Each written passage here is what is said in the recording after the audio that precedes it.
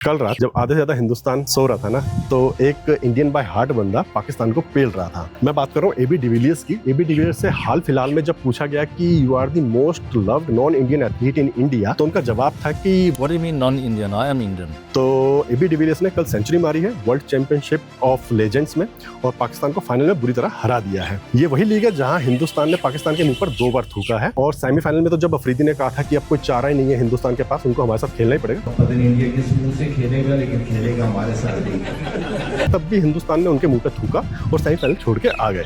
सबसे ज्यादा थूक जो गिरा है ना, वो अफरीदी के चेहरे पे गिरा है और लोग समझना भी चाहते हैं कि भाई अफरीदी इतना हिंदुस्तान के खिलाफ बोलता क्यों है।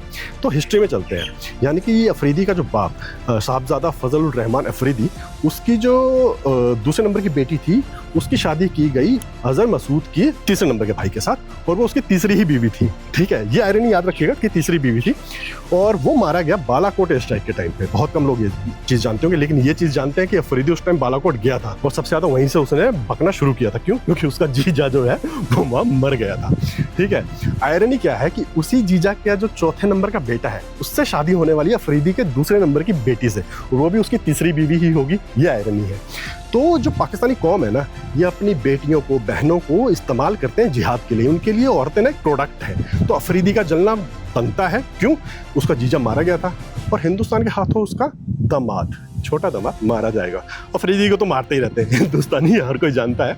और लास्ट में यही कहूँगा कि ये जो खबर है ना, ये अफरीदी तक पहुँचा दी जाए, ये वीडियो वहाँ तक पहुँचा दिया जाए कि हाँ, अब हिंदुस्तानी जानते हैं कि उसका जीजा और उसका दामाद कौन है।